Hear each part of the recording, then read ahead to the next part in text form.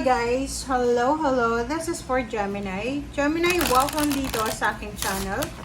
Kabalaran 888. Welcome. Alamin natin kung anong messages, vibration, Dubai energy para sa lahat ng Gemini. This is general reading. Okay, tingnan natin. Please comment down below if you resonated. Please connect your intuition guys sa lahat ng baraha na lumalabas dito. Okay, first card natin, number 2, Evil Queen, number 8, number 10. Lahat silang tatlong cards ay balance numbers. Okay, Evil Queen.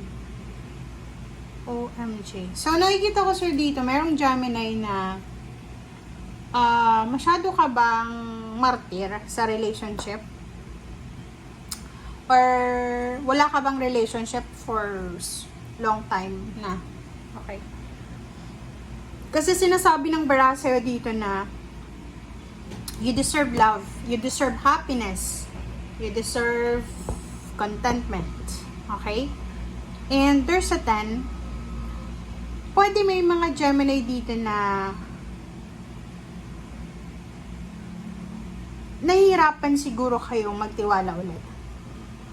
Galing ka sa toxic na relationship, negative na relationship, negative na pamilya. And nahihirapan ka na magtiwala ulit because na-backstab ka na. Okay? Naloko ka na. And sinasabi ng bala sa'yo dito na you need to forgive. Kailangan mong patawarin. Patawarin muna natin ang sarili natin.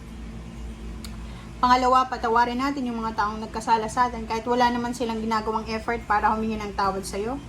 This is not for like anything. This is for peace of mind. Sarili mong peace of mind.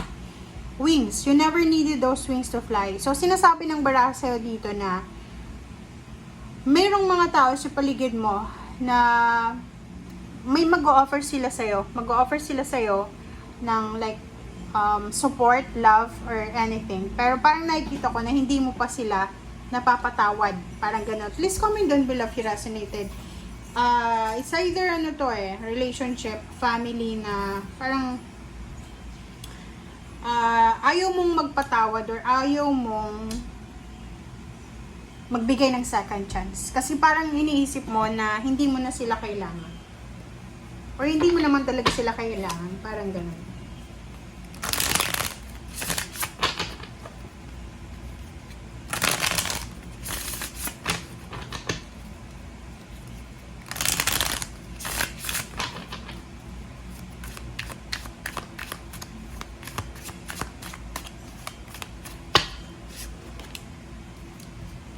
Okay, 6 of Pentacles, 4 of Pentacles,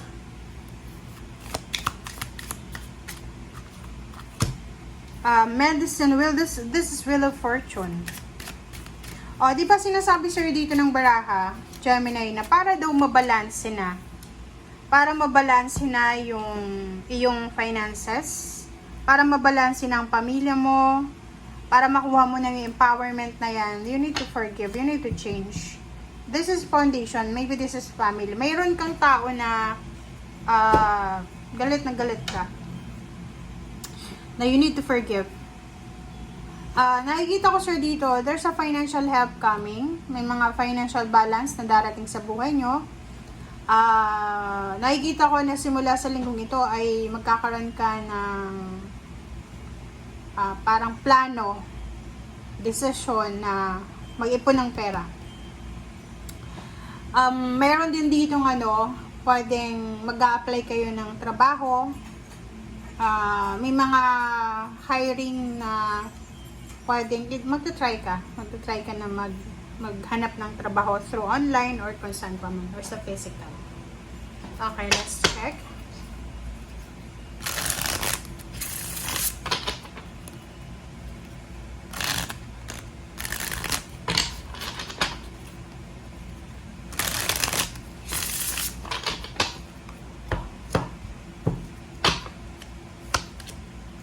Okay, Knight of Cups, the Star, Nine of Cups. And Four of Spades. Four of Swords. Okay, wow. Congratulations sa'yo. Congratulations, Gemini. Kasi, second week ng October, nakikita ko sa'yo dito na there's someone here, in terms of relationship, if you are single or looking for a relationship, doon lang sa looking ha, possible na makatagpo ka ng tao na magmamahal sa'yo or mamahalin mo. And yung taong yan ay, kumbaga, siya yung pangarap mo talaga. Nine of Cups, nakikita ko sa'yo dito na makukuha mo ang mga wini-wish mo. It's either relationship, family, happiness ng family mo, rest, parang ganun. Limbawa kung ilang buwan kang pagod na pagod, and sa linggong ito ay may pagkakataon ka para makapagbakasyon, makapagpahinga, makapag-spend time sa family.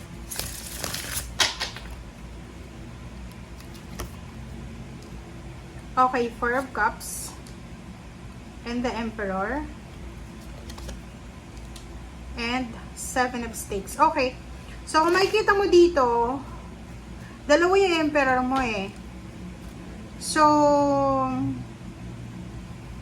may iba sa inyo talaga, maybe they're waiting for job offer, waiting for a salary increase, waiting for stability, like naghihintay na magkaroon ng anak, may kasal, waiting for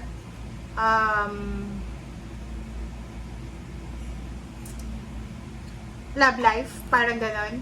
Pero ang pinaka-visible dito is yung iba sa inyo dyan, Gemini, na hirap na hirap kayong magtiwala eh.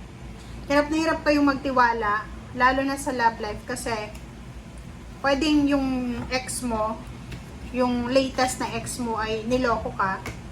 And yun na nga, sabi sa'yo dito ng Evil Queen na you deserve sugar, you deserve love, you deserve someone or something na magdadala sa'yo ng happiness. So, hindi mo deserve yung kung ano man yan na salt na yan, kung ano man yan na mga traumatic na yan na nangyari sa buhay mo. Okay? You need to forgive yourself. You need to forgive others and you need to start again. Okay? Yung Seven of Swords na yan, parang yun yung rason kung bakit ayaw mong magtiwala. Kasi maraming mga tao yung ginawan ka ng hindi maganda. Kumbaga, na-trauma ka na. Pero yung mga baraha mo naman dito, there's a medicine wheel na sinasabi na hindi naman lahat ng oras maloloko ka, or hindi naman lahat ng tao na papasok sa buhay mo ay manloloko. Hindi naman lahat ng trabaho na papasukan mo ay masasama yung tao. So, you need to trust. You need to trust. Let it go. Let it flow. And hayaan mo yung universe na siya yung gumawa ng, kumbaga, changes sa buhay mo. Okay? Thank you guys. Bye!